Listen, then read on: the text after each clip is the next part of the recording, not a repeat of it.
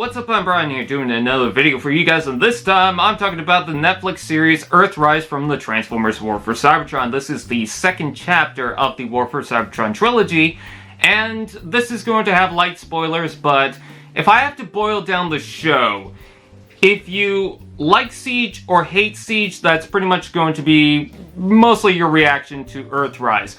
I feel like some changes you might like or dislike from the show with some of the characters or story beats, but otherwise, you know, the tone, the slow talking, and everything going on with the series that you didn't like from Siege, it kind of carries over to here, and I think the main reason why is because they were developing the show back-to-back with Siege, and I imagine with Kingdom, because it's a little too close to its release, so a lot of the criticisms that we had won't really affect Earthrise too much.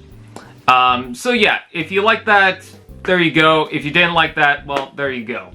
I will say that Earthrise, if I have to boil it down even further away from Siege, I have to say that this show, things just happen. And that's pretty much it. Things just happen. And when we're going from place to place, because it's more about the journey to Earth, it kind of takes its time to the point where I just feel like we should probably move on from this section or this place or this area and go somewhere else. It really drags on to its locations or its situations. And so you really feel that. And yes, the slow talking is still there, especially with Megatron. Megatron, I kind of understand why he talks real slow, but there's certain lines where you feel like, okay, this is just going on a little too long.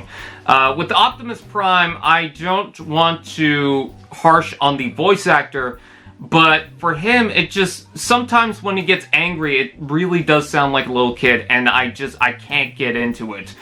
There's a certain point where you even hear Optimus's voice crack, and it's kind of weird and awkward. One thing that I don't like about the show, and this is where the light spoilers come into play, is that not a lot of the Earthrise characters really show up in Earthrise. And I'm not talking about Wheeljack and RC because they were already in Siege. I'm talking about Runamuck, Runabout, Fast Track, and all these other characters. They don't show up anywhere in the show. And it kind of feels like, okay, why are these toys out? Why are these characters out if they're not going to use them? Even for the Siege characters, they don't remodel them into their Earth forms. So it kind of feels a little strange why they decide to do that. I kind of get why the toy line does it because, you know, if you want the updated version of the Siege characters in their more proper Earth forms, I guess you got those toys. But for the sake of the show, they don't really do that, so it just kind of feels like, I don't know what we're doing here, you know? If that makes any sense.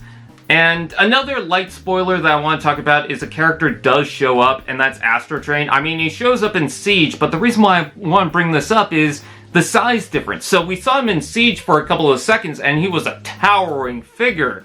And then for here, he's about the same scale as the toys, so it really doesn't make sense what's going on with that. I think the idea is that they realized, oh, well, if we're going to play around with the Nemesis, I guess we don't need Astrotrain to be that big, so let's just make him normal size.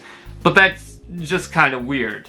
So yeah, again, a lot of the story beats are, well, actually they're different in some senses, because, you know, we don't really see too much of the journey to Earth in Transformers media. It's usually what goes on Cybertron and then what goes on Earth. You know, we do have different stories with Transformers, but that's what we mostly see for Transformers.